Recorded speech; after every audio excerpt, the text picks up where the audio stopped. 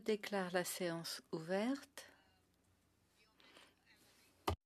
Numéro 9 du Comité permanent de la santé de la Chambre des communes. We recognize that we meet on the unceded territory. Nous reconnaissons que nous nous réunissons sur le territoire non cédé du peuple Algonquin-Anishinaabe. La réunion d'aujourd'hui se déroule sous forme hybride, vous le voyez bien. J'aimerais rappeler aux participants les points suivants. Vous l'avez déjà entendu, mais je dois le dire officiellement à chaque fois. Alors attendez que je vous nomme avant de prendre la parole. Si vous participez par vidéoconférence, cliquez sur l'icône du micro pour activer votre micro. Veuillez vous mettre en sourdine lorsque vous ne parlez pas et examinez le cercle en bas de votre écran qui ressemble à un globe terrestre. Vous pouvez choisir d'entendre soit le parquet, l'anglais ou le français. Je vous rappelle que toutes les observations doivent être adressées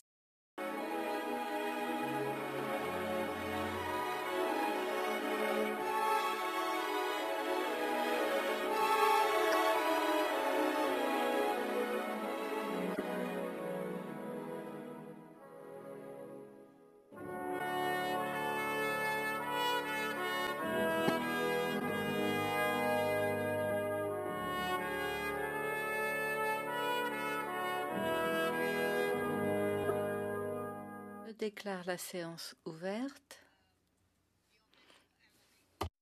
Numéro 9 du Comité permanent de la santé de la Chambre des communes. We recognize that we meet on the unceded territory. Nous reconnaissons que nous nous réunissons sur le territoire non cédé du peuple Algonquin-Anishinaabe. La réunion d'aujourd'hui se déroule sous forme hybride, vous le voyez bien. J'aimerais rappeler aux participants les points suivants. Vous l'avez déjà entendu, mais je dois le dire officiellement à chaque fois. Alors attendez que je vous nomme avant de prendre la parole. Si vous participez par vidéoconférence, cliquez sur l'icône du micro pour activer votre micro. Veuillez vous mettre en sourdine lorsque vous ne parlez pas et examinez le cercle en bas de votre écran qui ressemble à un globe terrestre. Vous pouvez choisir d'entendre soit le parquet, l'anglais ou le français. Je vous rappelle que toutes les observations doivent être adressées à la présidence. Pour ceux qui sont dans la salle, si vous voulez prendre la parole, levez la main et la greffière et moi-même essaierons de vous repérer et d'accorder la parole dans l'ordre. Et maintenant, nous allons passer, conformément à la motion adoptée le mardi 23 septembre 2025, le comité va reprendre l'étude sur les effets de la politique d'immigration sur les soins de santé et défis d'intégration des professionnels de la santé formés à l'étranger. Je tiens à souhaiter la bienvenue à nos témoins. Nous avons à titre personnel la docteure Pentea Bharati, médecin de l'Association des infirmières et infirmiers. Nous avons Valérie Gurdissa, directrice générale. Pardon, Madame Gurdissa, est-ce que j'ai mal prononcé votre nom? C'est bien prononcé, merci. D'accord. Je ne vois pas la personne à l'écran.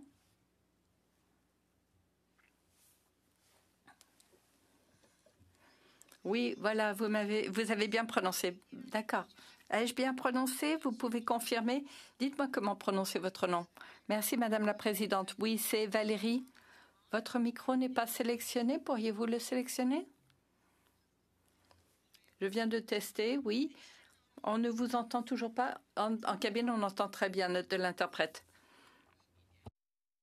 Okay, sorry. My bad. I'm sorry. Bon, mon erreur, pardon, je n'avais pas mis mon écouteur, mon oreillette. Alors, je vous demande comment prononcer votre nom. Merci, Madame la Présidente. Oui, c'est Gurdissa.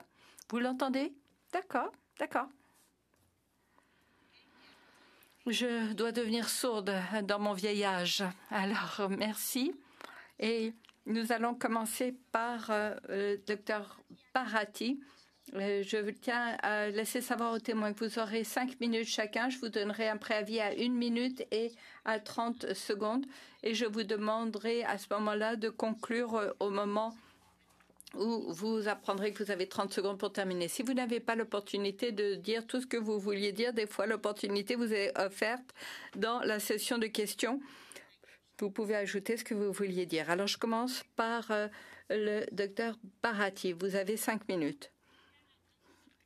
Chers membres du Comité permanent de la santé, j'apprécie cette opportunité de m'exprimer dans ce dossier important. Je me présente non seulement en tant que médecin, mais comme personne qui croit profondément à la promesse du Canada, comme quoi les compétences, le dévouement, la compassion trouveraient leur place ici.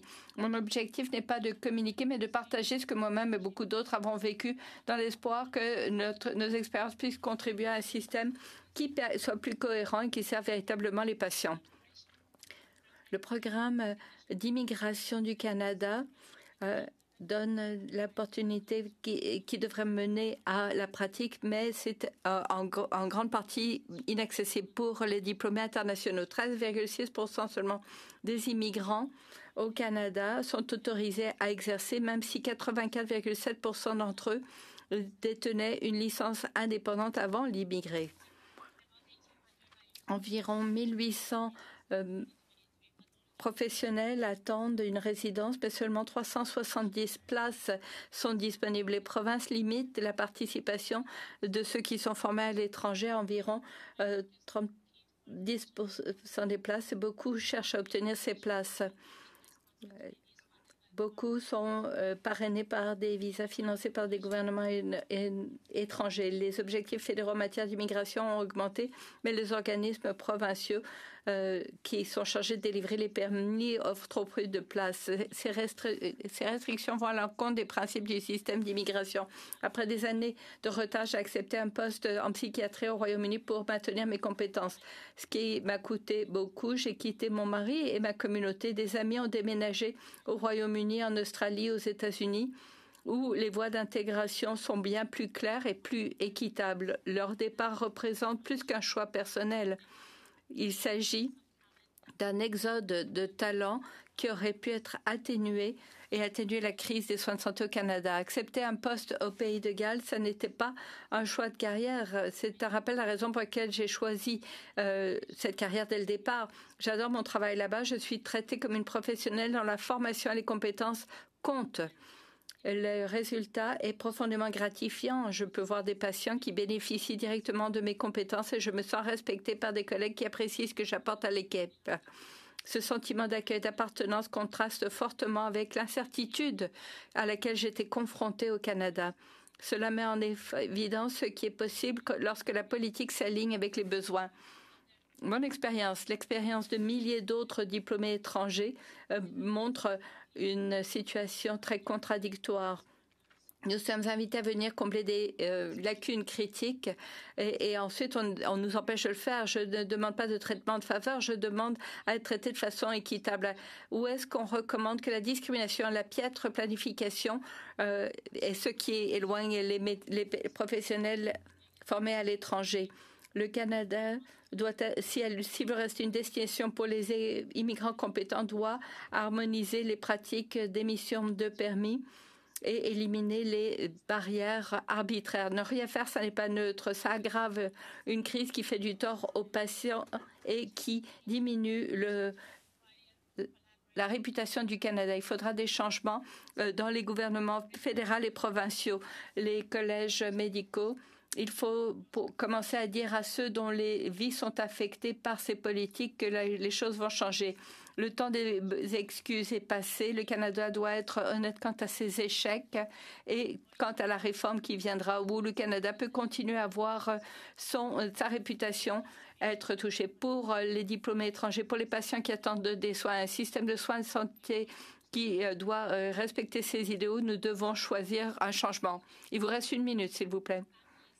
Les familles sont divisées, les patients ont à attendre. Ça n'est pas conforme aux appels à la cohérence. La compassion du Canada doit s'aligner avec la pratique. Le changement n'est pas que possible, il est nécessaire si nous voulons honorer la promesse qui est faite par le Canada à ceux qui sont formés à l'étranger. J'ai été honorée de partager mon expérience. Merci d'avoir été à l'écoute. Nous passons maintenant à notre prochain intervenant. Il s'agit de l'Association des infirmières, Valérie Goutsa. Vous avez 5 minutes. Bon après-midi. Merci, Madame la Présidente. Merci aux membres du comité. Merci pour cette opportunité de comparaître aujourd'hui. Je suis la docteure Valérie Gurdiessa. Je suis PDG de l'Association des infirmières. J'ai été infirmière praticienne et infirmière autorisée dans 2 provinces au Canada. Et j'ai eu le privilège d'être PDG d'une organisation communautaire de santé pendant la pandémie mondiale. Et j'ai pu intégrer des professionnels de la santé avec des diplômes étrangers dans la main-d'œuvre. Et nous avons hâte d'avoir des solutions qui fonctionnent pour tous. Avant de poursuivre, je voulais vous dire que je suis à Toronto, situé sur le traité 13, signé avec les Mississauga du Crédit. Et c'est le territoire traditionnel des Anishinaabe, les Chippewa, les Haudenosaunee et les Wendat. Et c'est aujourd'hui à l'abri de peuples diversifiés des Premières Nations, les Inuits et les Métis. En tant qu'infirmières et infirmières, nous devons répondre aux appels à l'action de la Commission Vérité et Réconciliation du Canada. L'association est le porte-parole national d'environ 1 demi-million d'infirmières et d'infirmiers partout au Canada, dans toutes les catégories d'infirmières et infirmiers. Depuis plus d'un siècle, notre association offre à faire progresser la pratique infirmière, à façonner les politiques de santé et à améliorer la situation et le bien-être des personnes au Canada et dans le monde entier.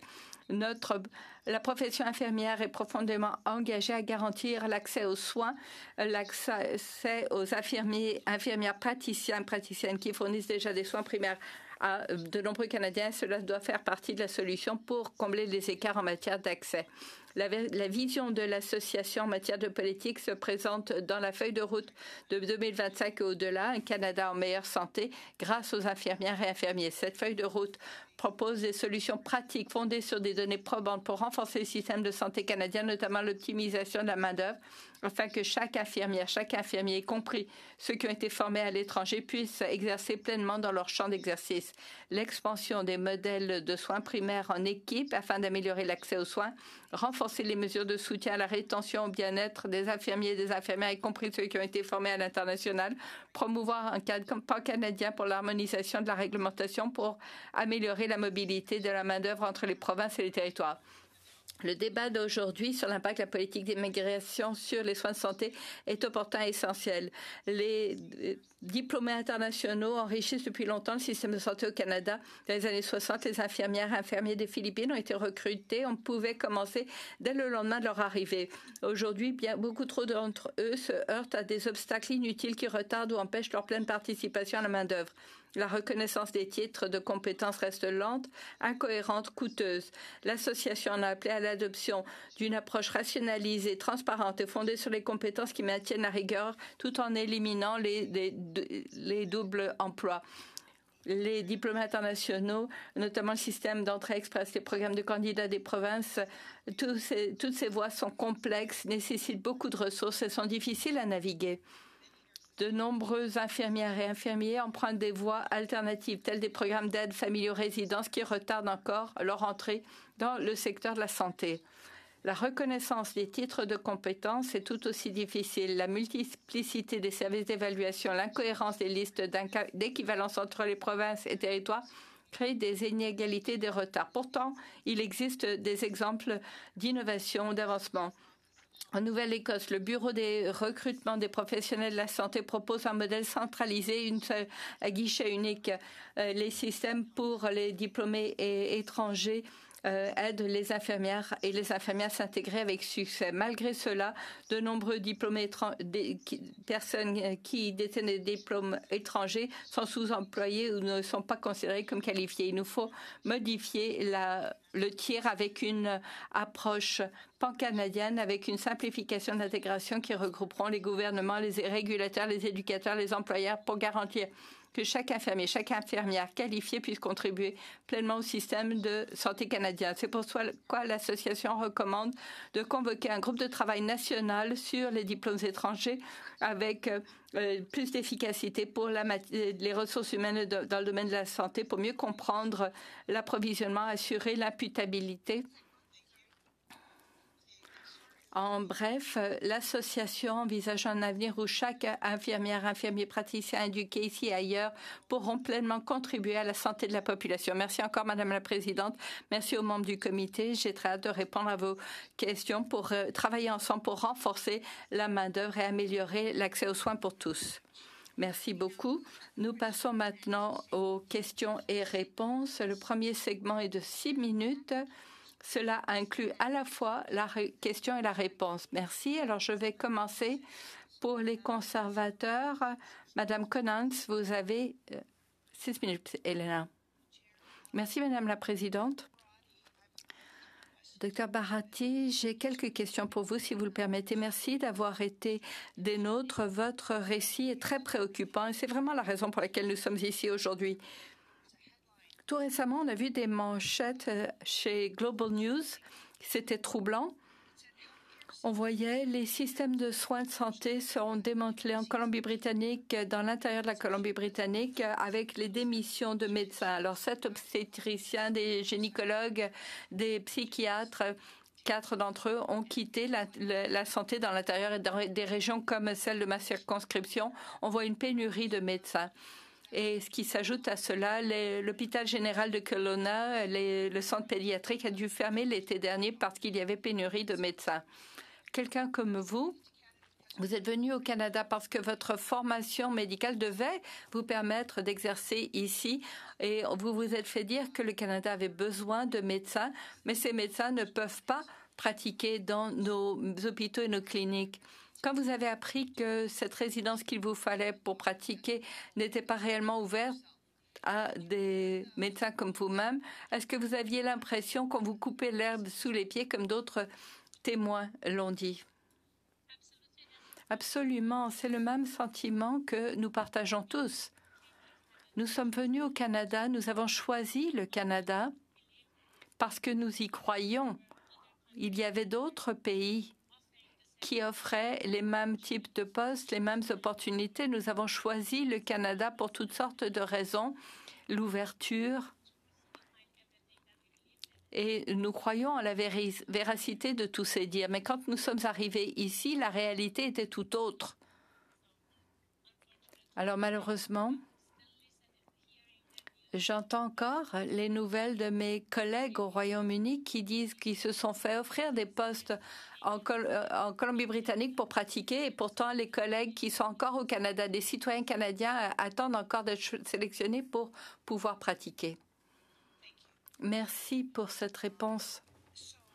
Alors, pour que ce soit bien clair, on vous a dit que vous pourriez sans doute pratiquer au Canada. C'est la raison pour laquelle vous êtes venu au Canada, pour cette raison précise? C'est exact, oui. Alors, avez-vous le sentiment qu'on vous a invité sous de faux prétextes ou qu'est-ce qui se passe-t-il ici? Absolument, oui, c'est le sentiment que j'ai. Et c'est la réalité que j'affronte et que beaucoup d'autres affrontent. La réalité est fort différente de la politique ou de ce que disent les médias. Avez-vous le sentiment, et je sais que vous l'avez mentionné en propos d'ouverture, mais est-ce que le Canada se fait une mauvaise réputation quand il s'agit d'attirer des médecins qui ont une formation internationale comme vous, puisqu'ils ne peuvent obtenir des postes de résidents où ils ne peuvent pratiquer? Alors pourtant on continue à les encourager à venir au Canada. Absolument, c'est un fait. Les infirmiers formés à l'étranger viennent ici, mais si on veut déménager au Canada, on les décourage de le faire. C'est la réalité dont nous faisons part à nos amis et à nos collègues. C'est mieux d'aller dans un autre pays si on veut pratiquer en tant que médecin. C'est vraiment préoccupant, je suis certaine, pour tout le comité. À votre avis, est-ce qu'on devrait réserver plus d'occasions de formation aux médecins formés à l'étranger qui ont l'intention de pratiquer au Canada? Ou est-ce qu'on devrait réserver, par exemple, pour le programme pour les détenteurs d'un visa, on offre une formation pour les médecins formés à l'étranger qui n'ont pas l'intention de rester au Canada ou qui ne peuvent pas rester au Canada?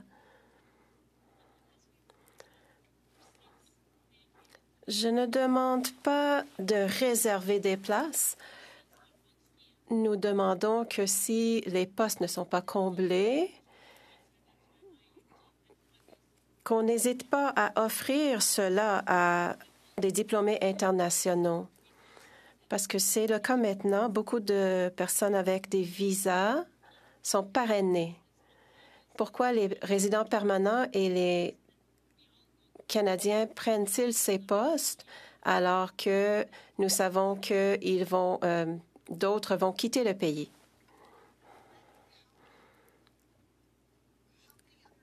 Combien d'autres médecins est-ce que vous connaissez personnellement qui sont partis pour l'étranger?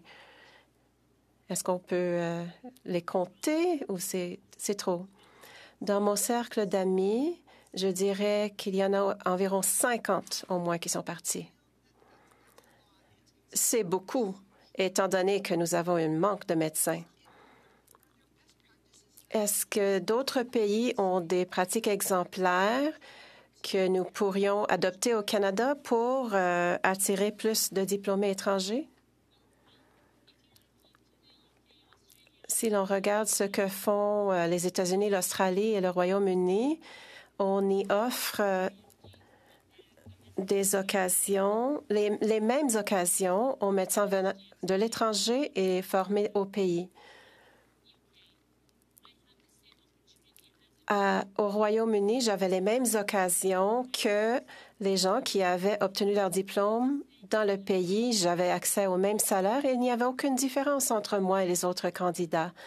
Donc, si nous voulons améliorer le système canadien de la santé, on doit adopter ce genre de politique. Merci beaucoup. Nous avons épuisé le temps. Nous passons à notre deuxième personne des libéraux, M. Earlson. Merci, Madame la Présidente, et merci à nos deux témoins. Vous avez témoigné des récits puissants. Docteur Burati, vous avez dit que ce sont les provinces qui imposent des plafonds sur le nombre de postes en internat. Est-ce vrai? Oui, c'est correct. C'est exact, plutôt. Est-ce qu'il y a des politiques dans notre système fédéral d'immigration qui sont des obstacles à ce qu'on puisse pratiquer au Canada ou est-ce qu'il s'agit de politiques provinciales? Je ne pourrais pas le dire. Merci.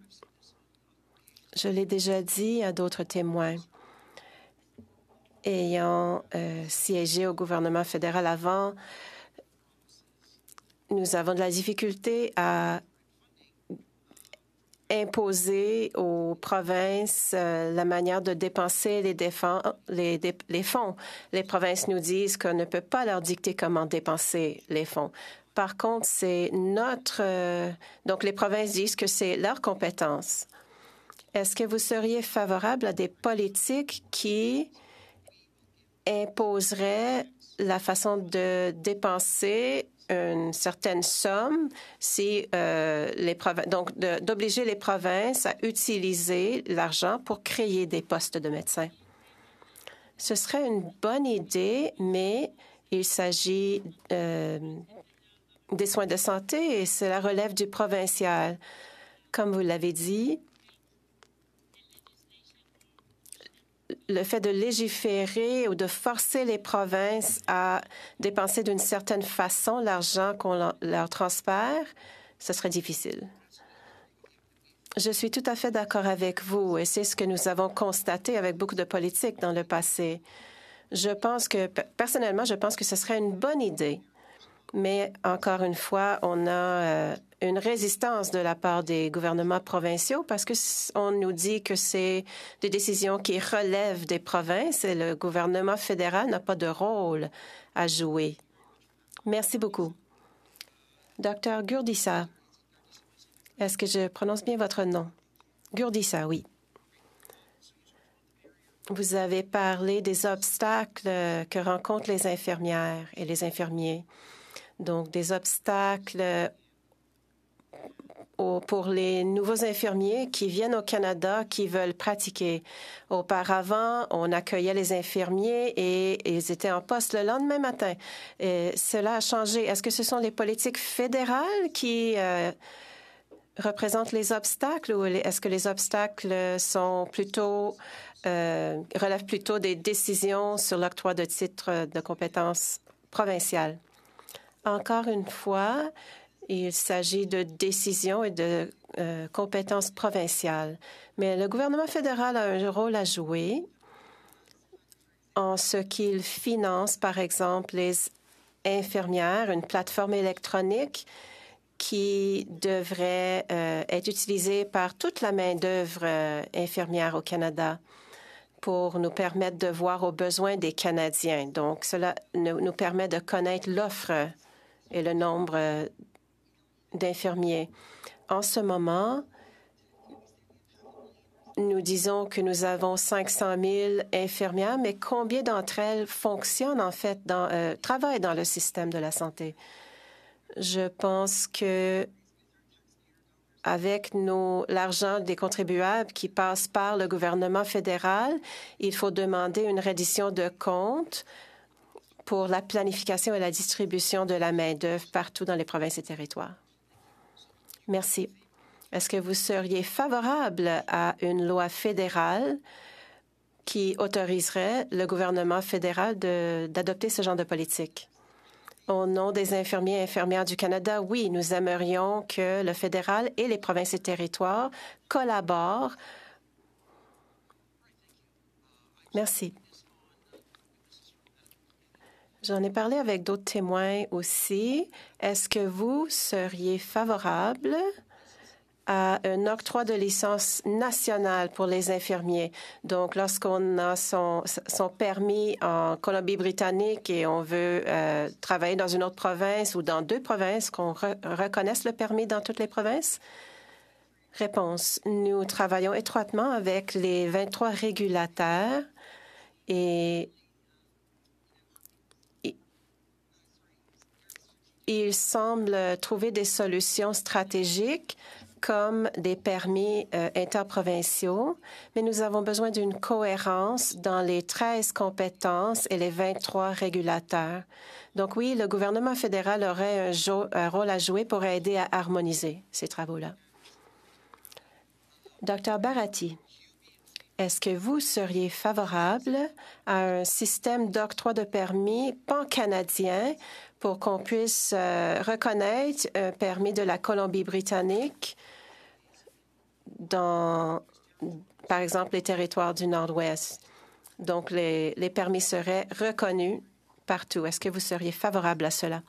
Réponse absolument. Merci. Je n'ai plus de questions. Merci. Nous passons à M. Thériault pour 6 minutes. 6 minutes.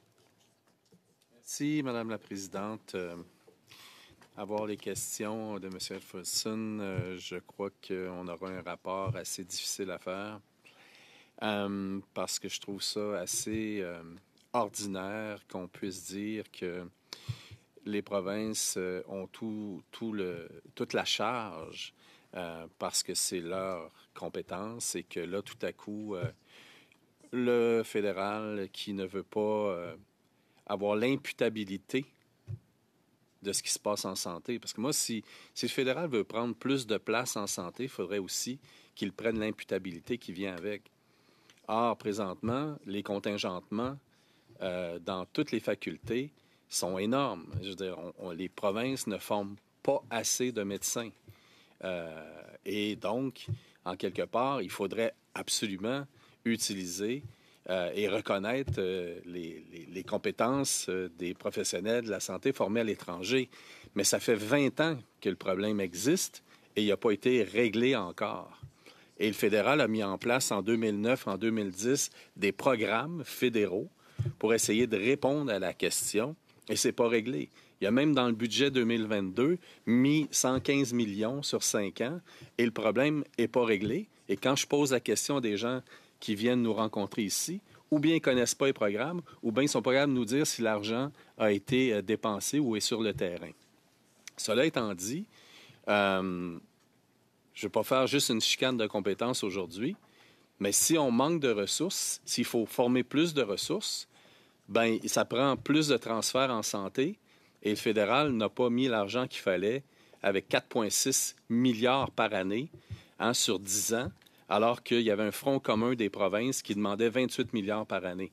Pour l'Ontario, ça aurait été 8 milliards récurrents de plus par année pour pouvoir colmater justement les brèches qu'il y a, faire en sorte qu'il y ait une plus grande robustesse des réseaux de santé.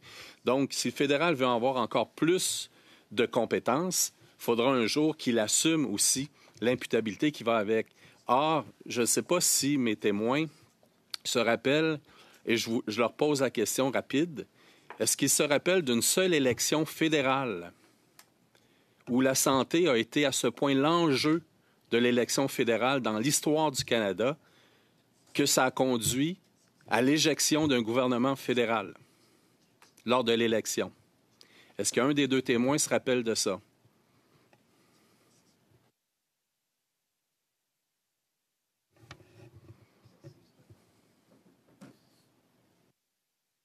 I would ask the Canadian nurses to take this. I think because À part les 3 domaines pour lesquels le fédéral est responsable, donc à part pendant la pandémie où le fédéral a participé et a eu une approche pour aider les provinces, oui, vous avez raison, cela n'a pas été un grand facteur. Mais il faut... Où l'enjeu a été tel qu'un gouvernement a été défait sur l'enjeu de la santé. Non. La réponse, c'est non. C'est une priorité dans toutes les élections, mais ce n'était pas la seule raison. C'est non. Il n'y a aucun gouvernement fédéral qui n'a été défait dans une élection fédérale sur les enjeux de la santé. Et la seule raison pour laquelle cela existe, comme fait, c'est que ça ne regarde pas le gouvernement fédéral, la santé.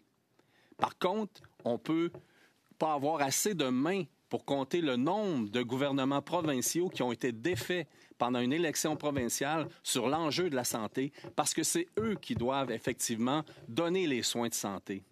Alors, quand on vient me dire qu'il faut que le gouvernement fédéral impose encore davantage de conditions, moi, je voudrais qu'avec ces impositions de conditions, lui-même soit obligé de faire de l'imputabilité par rapport à l'efficacité des systèmes, alors qu'il n'est pas capable de les financer. Vous parliez, Madame Gradissa, vous parliez de rétention de la main-d'œuvre. Vous parliez de cohérence ou de mobilité de la main-d'œuvre. La mobilité de la main-d'œuvre actuellement, là, quand on regarde la situation au Québec, est-ce que vous pensez que le genre d'intervention qu'a fait le premier ministre de l'Ontario, ça va aider à faire en sorte que tout le monde collabore davantage aux problèmes de la santé?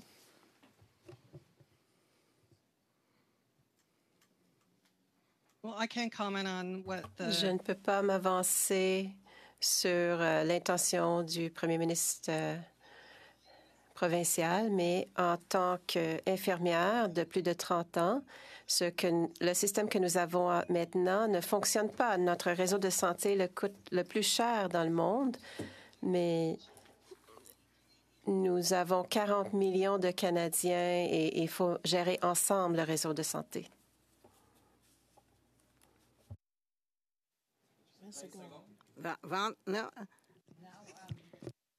We're getting closer and closer. On se rapproche de la fin.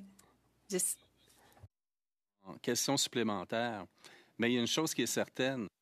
Pour avoir un système de santé plus robuste, ça prend les fonds et les ressources nécessaires. Et ces systèmes-là ont été sous-financés de façon chronique. Et aujourd'hui, celui qui sous-finance voudrait imposer des conditions par-dessus la situation qui est complètement catastrophique.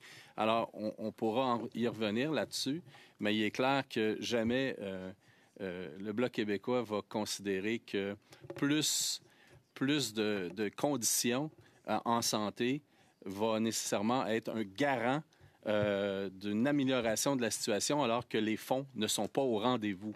Et ça, c'est l'éléphant dans la pièce dans les discussions que nous avons. Merci, nous avons dépassé le temps. Nous allons passer à notre deuxième tour de table. Vous aurez 5 minutes chacun. Nous commençons avec M. Bailey des Conservateurs. Vous avez 5 minutes, monsieur. Merci, Madame la Présidente. Pour l'Association des infirmières et infirmiers du Canada, combien d'infirmières manque-t-il actuellement au Canada? Encore une fois, c'est une compétence provinciale et territoriale, donc il y a des pourcentages différents dans les différentes compétences. Mais en Ontario, ils ont moins de 15 des infirmières dont ils ont besoin. Et nous parlons de pénurie, mais il faut aussi optimiser la main-d'œuvre. Dans des rapports récents, on dit que les infirmiers diplômés quittent leur poste parce que les conditions ne sont pas bien. Donc, on peut ajouter des fonds et injecter de l'argent, mais les conditions de travail sont améliorées. On parle de milliards de dollars, mais il y a d'autres solutions dans d'autres systèmes ailleurs dans le monde. On a des modèles de soins innovateurs et là-bas, on constate que ici, nous n'innovons pas suffisamment et nous ne tirons pas pleinement profit de notre main-d'œuvre bien formée. Et donc, on veut s'assurer que ceux qui viennent de l'étranger également puissent s'intégrer pleinement au réseau. En fait, je cherchais à obtenir un chiffre. On rapporte qu'il nous manque 60 000 professionnels de la santé au pays.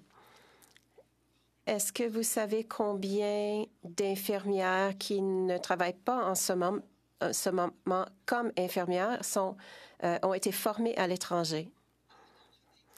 Je n'ai pas ce pourcentage, mais on estime que c'est plus de 21 %. Je crois comprendre que l'Alberta a changé sa façon de tester les compétences linguistiques parce que les examens étaient auparavant faits aux États-Unis. Est-ce que d'autres provinces changent aussi de façon de faire? Tous les régulateurs travaillent ensemble, donc oui. Il y a certaines compétences où on élimine les examens de langue très rigoureux pour assurer qu'on peut quand même donner les soins dans une des deux langues. Donc, vous travaillez à faire travailler l'arriéré des infirmières étrangères qui viennent de l'étranger. Au cours des dernières années, les régulateurs ont essayé de réduire les délais entre la demande et l'accréditation. Il y a beaucoup de programmes pour aider ceux qui arrivent de l'étranger, mais ce n'est pas suffisant. En réalité, lorsque ces infirmières intègrent la main-d'œuvre, on ne peut pas les retenir parce qu'on ne les aide pas à intégrer notre culture. Il faut éliminer le racisme et la discrimination parce que les étrangers sont soumis à ça ici au Canada. Nous avons constaté une chose. Les infirmiers remplacent beaucoup d'autres professionnels de la santé dans les hôpitaux. Elles sont devenues des recueilleurs de données et beaucoup des infirmières qui ne sont pas à l'aise avec les ordinateurs prennent la retraite. Oui, il y a un grand fardeau administratif. Nous avons des technologies à utiliser, la documentation est numérique et seulement 20 % des données qui sont recueillies des patients sont en fait utilisées. Donc oui, c'est un grand fardeau. Et je dirais que les infirmières... Pardon, je m'arrête là.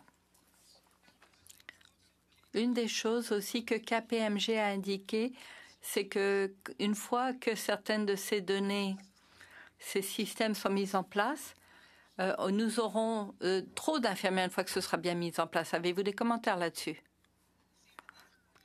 Vous dites que ce sont des projections, mais ce que j'ai dit au départ, c'est que tant qu'on ne comprendra pas bien l'offre actuelle et qu'on n'associera pas ça aux besoins, on ne pourra pas faire de telles projections avec les données que nous avons sur les besoins en soins infirmiers. Est-ce que l'immigration a déjà contacté l'Association des infirmières et infirmiers du Canada pour discuter des noms pour qu'on puisse embaucher suffisamment d'infirmières et infirmiers pour avoir suffisamment de personnel dans nos hôpitaux? 2 secondes. Merci. Je travaille avec la directrice des soins infirmiers pour le Canada et elle travaille avec ces entités. Donc, elle vous a contacté? Oui, absolument. Nous travaillons ensemble, nous communiquons deux fois par mois. Madame Silou.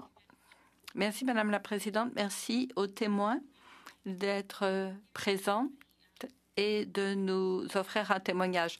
Ma question pour Dr Grediza. Merci pour le travail que vous faites sur la ligne de front. Ma question est la suivante. D'après votre expérience, je sais que la prestation des soins de santé et les accréditations professionnelles relèvent de la compétence provinciale et territoriale en grande mesure, mais quels sont pour vous les principaux défis qui découlent de cette responsabilité partagée entre les provinces et le fédéral? Comment peut-on aider sans empiéter sur les compétences des uns des autres? Vous avez parlé d'avoir un groupe de travail fédéral. Pouvez-vous nous en dire plus là-dessus? Une fois de plus, en fin de compte, l'interface entre le patient et le clinicien, c'est vraiment là que ça compte. Les patients, les familles se fichent de savoir quelle est la structure du système de soins de santé. Ce que nous savons, c'est que partout dans ce pays, il y a de merveilleux exemples de ce qui fonctionne bien. Il nous faut systématiser, coordonner, harmoniser ces efforts pour s'assurer que chaque professionnel de la santé diplômé à l'international ait l'expérience de venir dans notre pays et d'atteindre leurs objectifs quand ils sont venus ici pour répondre aux besoins des Canadiens, alors que nous continuons à connaître une croissance de la population et des changements démographiques. Le défi que nous avons entendu auparavant, c'est l'absence de données uniformisées. Par exemple, combien y a-t-il de professionnels diplômés internationaux qui sont au pays et qui ne pratiquent pas à l'heure actuelle? À quel point est-ce que le partage d'informations est important entre le fédéral, les provinces et les ordres professionnels? À quel point c'est important pour relever ces défis?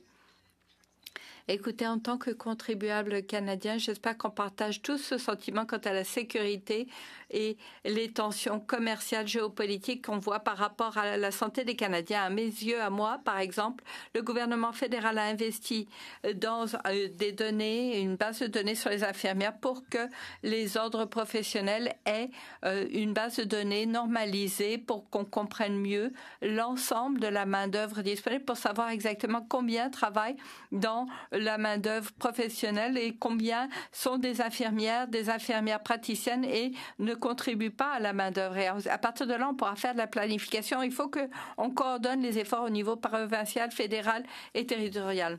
Il n'y a pas d'autre solution. Certaines provinces ont eu des projets pilotes pour des projets de raccordement ou pour accélérer la reconnaissance des accréditations. Êtes-vous au courant d'initiatives qui pourraient être répétées ou à plus grande échelle au Canada? Il existe une subvention à l'école, à l'Association des écoles de soins infirmiers pour établir ce raccordement. Quand une infirmière vient d'une autre compétence, mais qu'elle n'a pas l'ensemble des exigences en matière d'éducation d'après les programmes, peut-être qu'il y avait des éléments de contenu ou de compétences qui manquaient. À ce moment-là, il y a un programme de raccordement qui permet de combler ces écarts. Et ça devrait être mieux financé à l'échelle du pays. En ce moment, c'est dans ce programme, mais j'ai aussi mentionné en propos d'ouverture qu'il existe des organisations qui mettent en œuvre leur propre programme au niveau organisationnel et cela contribue aux inéquités et au manque d'uniformité partout au pays. Merci. Pourriez-vous nous donner des exemples ou un exemple de provinces qui font bien les choses à cet égard? Eh bien, c'est ça tout le problème parce que chaque province a un modèle de régionalisation différent. Donc, c'est au niveau des compétences régionales que l'on voit de tels exemples de bons programmes de transition vers la pratique pour les diplômés internationaux. Alors, je suis prête à partager des choses et je suis sûre que la docteure Lee Chapman aurait des tonnes d'exemples à partager avec vous. Mais ce que j'ai mentionné, c'est UHM, le programme CARE pour les diplômés internationaux. Et si vous voulez d'autres exemples, j'en ai toutes sortes. Mais le problème, c'est qu'au Canada, il y a des tonnes d'exemples. 30 secondes, pardon. Pardon, il y a toutes sortes d'exemples, mais ça n'est pas fait à grande échelle, ça ne se propage pas et on n'est pas à mettre en œuvre une solution harmonisée, structurée pour l'ensemble du pays. Vous savez, quand les professionnels de la santé, les dirigeants se regroupent, on est très frustré par le fait qu'il y a un plan ici, un autre là, il y a toutes sortes de projets pilotes ici et là. Non, il nous faut agir de façon audacieuse et s'assurer que tout être humain qui veut venir au Canada, qui a les qualifications voulues, ait cette expérience et les soutiens nécessaires. Merci. Je passe à Monsieur Thériault. Sur les objectifs, on s'entend. Docteur Baraki, vous avez commencé vos démarches en quelle année?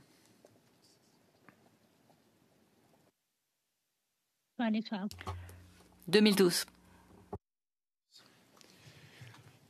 Est-ce que ce que les témoins qui sont venus nous voir identifient comme étant la navigation, est-ce que depuis 2012, vous avez vu une amélioration de la navigation pour pouvoir effectivement arriver à une reconnaissance des licences et des pratiques?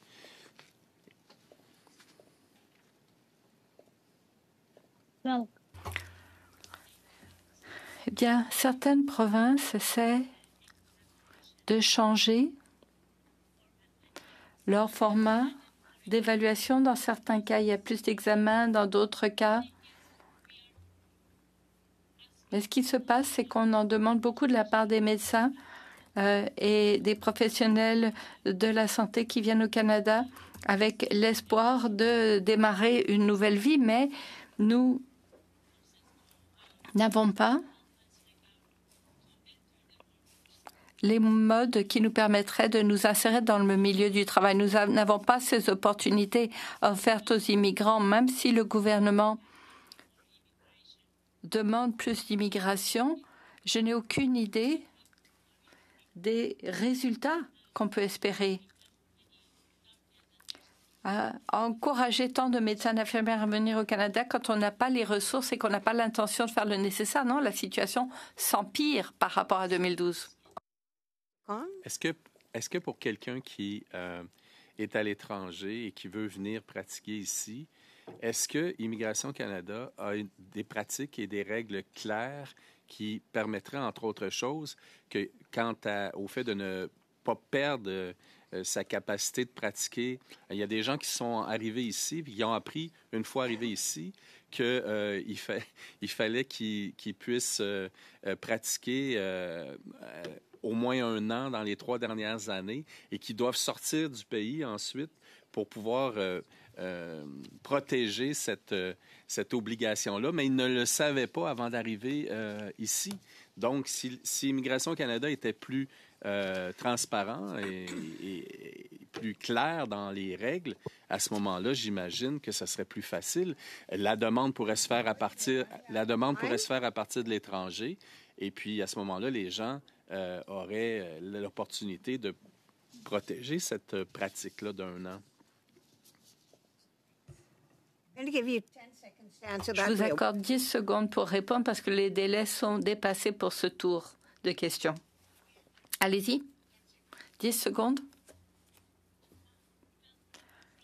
Eh bien, chez Immigration Canada, il n'y a aucune transparence. Quand j'ai commencé mon processus pour rentrer au Canada et depuis, je n'ai jamais vu quelque transparence que ce soit pour dire quelles sont les limites, quelles sont les restrictions pour les professionnels de la santé quand ils immigrent vers le Canada. Mr. Strauss, 5 minutes. Monsieur Strauss, vous avez 5 minutes. Merci, Dr Barati. Je suis curieux au sujet de votre récit. Où avez-vous suivi votre formation? Où était la formation médicale? J'ai fait l'école médicale en Iran et c'était 7 ans et demi d'éducation. Alors, c'est considéré comme omnipraticienne. Vous avez vécu au Canada, vous êtes canadienne, mais vous avez dû aller au Royaume-Uni pour que l'on reconnaisse vos accréditations. Quel a été le processus pour être reconnu au Royaume-Uni? Au Royaume-Uni, la reconnaissance, il fallait que j'aie 2 examens et immédiatement, je pouvais obtenir mon accréditation. D'accord. Est-ce que vous avez le droit de subir ces examens au Canada, qui serait le pendant de ces examens-là? Je n'ai pas compris la question. Avez-vous le droit de subir les exemples qui seraient le pendant de ces examens au Royaume-Uni, au Canada en ce moment? Bien, l'idée, c'est que nous subissons tous les examens, mais il n'y a pas de garantie que ces examens et toutes ces dépenses que nous allons devoir défrayer, il n'y a pas d'avenir clair. Alors même si vous subissez les examens au Canada, vous ne recevriez pas nécessairement les accréditations pour pouvoir exercer ici? Exact. Un rappel pour le comité. Quand nous avons vu Stephanie Price des ordres professionnels, elle a dit quand quelqu'un obtient une reconnaissance des entités nationales, ils ont immédiatement la reconnaissance. Donc, là où ça accroche, c'est l'accréditation. Mais vous dites le Royaume-Uni, c'est un système très développé, de premier ordre, et vous pouvez y travailler, et pourtant vous ne pouvez pas travailler ici où vous vivez. Pouvez-vous m'expliquer à quelle fréquence est-ce que vous devez vous rendre au Royaume-Uni et combien ça vous coûte? Bien, pour voir ma famille, je dois me déplacer tous les 2 ou 3 mois. Et à chaque fois, ça coûte plus de 3 000 $ canadiens. Et quel genre de travail faites-vous au Royaume-Uni quand vous y êtes? Je travaille en psychiatrie auprès des patients comme médecin indépendante? Oui. Et est-ce vrai que nous avons besoin de spécialistes de la santé mentale au Canada en médecine? Dans ma région, qui est Kitchener-Waterloo, les délais d'attente pour voir un psychiatre sont de plus d'1 année et très souvent, c'est un seul rendez-vous comme consultation et le suivi est transféré ensuite au médecin de famille plutôt qu'au psychiatre. Vous êtes canadienne, j'imagine que vous avez eu des expériences avec le système canadien. Vous travaillez dans le système au Royaume-Uni. Pourriez-vous imaginer pourquoi un médecin qui travaille en santé mentale au Royaume-Uni ne pourrait pas faire exactement le même travail au Canada? Comment se fait-il qu'on ne puisse pas reconnaître ces accréditations au Royaume-Uni? Malheureusement, je n'ai pas de réponse à cette question. Il y a simplement des rumeurs qui circulent comme quoi on ne veut pas qu'ils travaillent ici. Au-delà des connaissances, tout est semblable. Les êtres humains sont semblables. C'est simplement des différences culturelles. Mais l'autre chose, c'est que la population du Royaume-Uni est nettement supérieure à la population canadienne. Leurs ressources sont limitées, tout comme les nôtres. Alors très franchement, je n'ai pas de réponse claire qui expliquerait pourquoi on ne pourrait pas travailler dans un autre pays ou travailler au Canada.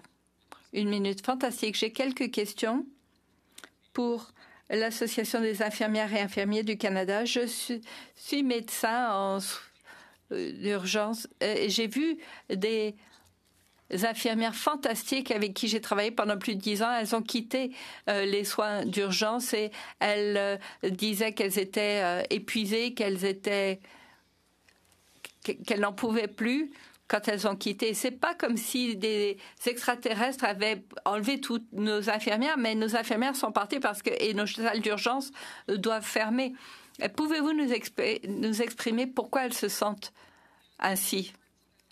Il y a des rapports au sujet de l'épuisement professionnel et de temps supplémentaire imposé. Ça, c'est un problème quand quelqu'un essaie d'avoir un équilibre entre sa vie professionnelle et sa vie privée. Mais il y a aussi eu un ajustement post-Covid pour tous les différentes professions dans les soins de santé. On a vu un virage et ça revient à certains aspects fondamentaux pour les infirmières. Il faut avoir des conditions de travail qui permettent des choix que ce soit au niveau de leurs horaires de travail. Souvent, on n'a pas de choix et ça complique la vie, bien sûr, surtout quand on se fait imposer des heures supplémentaires.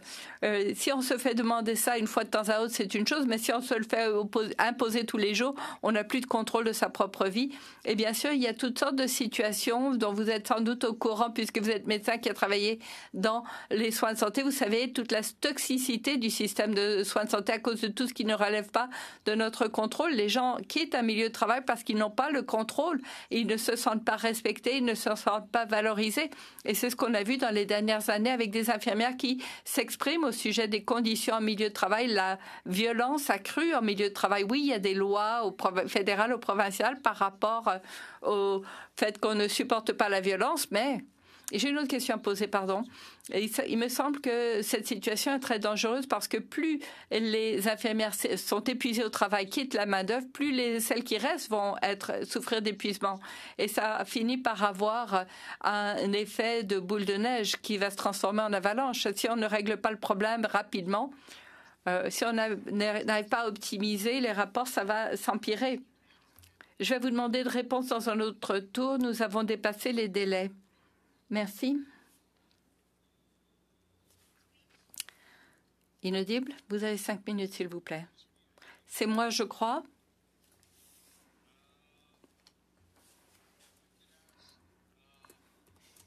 Si je peux demander au Dr Gerdiza, combien d'infirmières formées à l'étranger travaillent dans le système canadien de la santé à l'heure actuelle? Une estimation serait un quart environ. Pour les infirmières immigrantes pour qui le Canada n'était pas le pays de naissance, c'est presque 50%. D'accord, c'est très bon à savoir.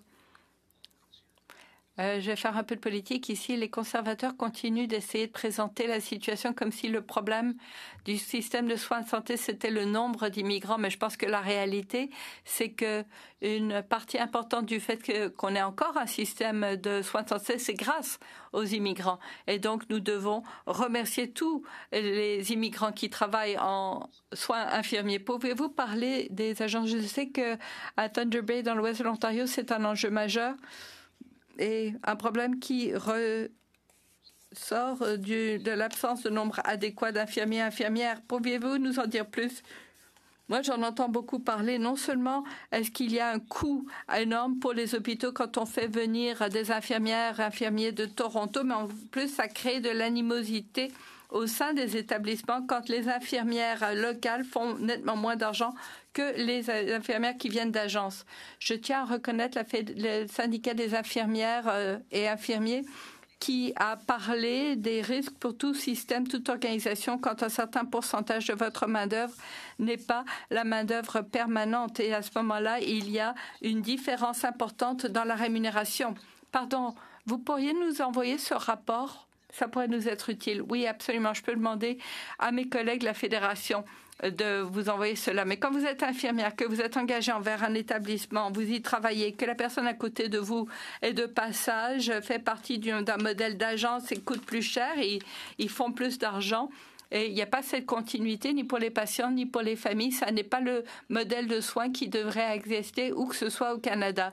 Nous devrions avoir un modèle de dotation pour avoir la bonne dotation selon les besoins de santé de la communauté, créer les conditions dans ces organisations pour avoir la bonne rémunération, les bons modèles de rémunération pour que les infirmières restent sur place.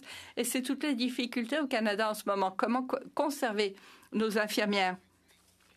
Mon épouse a fait son école d'infirmière aux Philippines et elle est encore en contact avec beaucoup de ses collègues à l'école et beaucoup viennent au Canada. Ce qui m'a impressionné, c'est la variabilité des exigences d'une province à l'autre, d'un moment à l'autre. Parfois, ils n'arrivaient même pas à rentrer, à faire reconnaître leurs compétences et leur accréditation. Et c'est pareil aux États-Unis. Certains y arrivent directement. Est-ce qu'il y a homogénéité des exigences d'une province à l'autre ou bien est-ce que c'est simplement toutes sortes de différentes exigences? Il faut comprendre que les régulateurs établissent les compétences et sont responsables de l'accréditation des programmes de formation qui répondent à ces compétences. Et ensuite, il y a un examen d'accréditation. C'est un examen national. Donc, par exemple, pour les différents types de... Il en existe un pour chaque type d'infirmier. Donc, l'accréditation est normalisée pour les infirmiers praticiens. Les examens sont pareils partout au pays. Donc, ça réglerait le problème d'harmonisation d'une province à l'autre. 1 minute. Et donc, c'est ce que nous demandons.